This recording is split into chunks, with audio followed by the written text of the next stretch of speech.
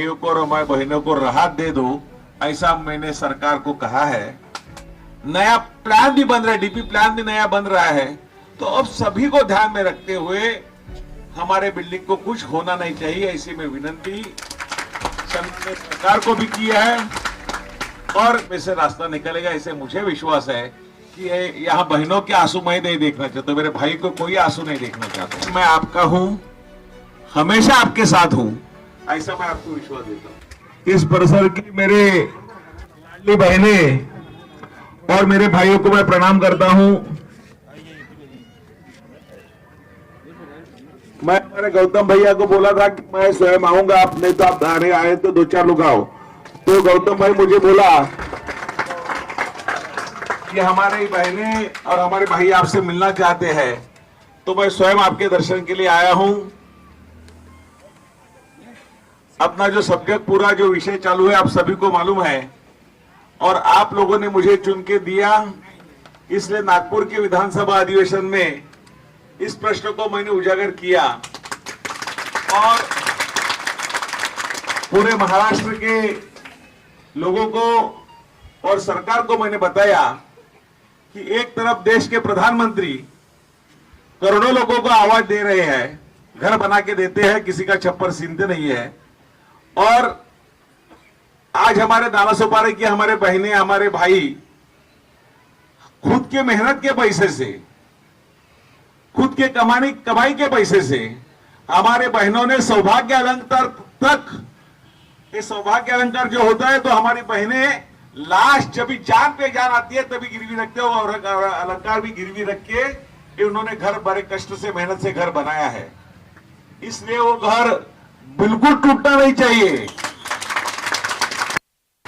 और इसके लिए जो कानूनी ये कोर्ट मैटर है उसका पूरा मेरे को जान है, इसलिए कानून में दायरे में रह के, कानून को रखवाला करके, कानून के दायरे में रख के, कानून को पूरा ध्यान में रखते हुए हमारे भाइयों को और हमारे बहनों को राहत दे दो, ऐसा मैंने सरकार को कहा है। और ये सरकार संवेदनशील सरकार है। बाकी पूरा घटनाक्रम मैं आपको बाद में बताऊंगा।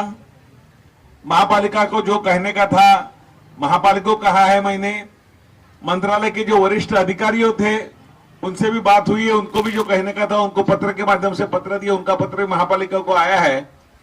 और उस तरह मुझे अभी उम्मीद लग रही है कि महापालिका का जो ध्येय है एसटीबी बनाने का, वो भी अलग जगह के लिए, उसके लिए जगह अलग जगह बन सकता है और नागरिक वस्ती है, यहाँ नया प्लान भी बन रहा है, डीपी प्लान भी नया बन रहा है।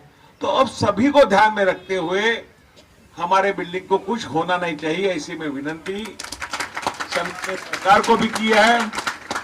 और मैं फिर से एक बार दोहराता हूं कि कानून को रखवाला हम लोग हैं, कानून से चलने वाले हैं, तो कोर्ट का पूरा सम्मान करके, न्यायदेव का पूरा आदर करके हम लोग इसमें से रास्ता निकलेगा, ऐसे मुझे विश्वास है कि यहाँ बहनों के आंसू मैं नहीं देखना चाहता, मेरे भाई को कोई आंसू नहीं देखना चाहता हूँ।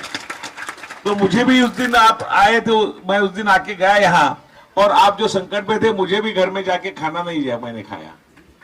मुझे भी मेरे परिवार को, मेरे सौभाग्यवती को मैंने बताया कि मेरे बहनें, पूरा संसार उसका रास्ते पे है, क्या गलती है उनकी कि पैसा देके घर खरीदना है, कुछ गलती है, गलत क्या किया उन्होंने? जिसने बिल्डिंग जिसके कार्यकाल में बना, जिसने बिल्डिंग बनाया, उसका कुछ दोष नहीं है, तो दोषी को सजा होना चाहिए, ना हमारे गरीब मेरे भाई और बहनों को सजा होना चाहिए। ऐसे हमारी मांग है। पूरा न्याय देवता के ऊपर हमारा सभी का पूरा विश्वास है, देश का पूरा विश्वास है, सरकार के ऊपर विश्वास है और भगवान के ऊपर विश्वास है, हमारे बजरंगबली हनुमान जी के ऊपर पूरा विश्वास है। तो निश्चित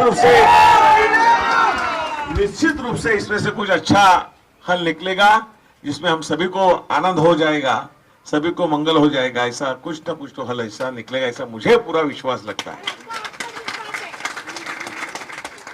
तो न्याय प्रविष्ट होने के कारण अपन ज्यादा कुछ नहीं बताते हैं, तो अधिक न बोलते हुए मैं आपका हूं, हमेशा आपके साथ हूं, ऐसा मैं आपको विश्वास देता हूं।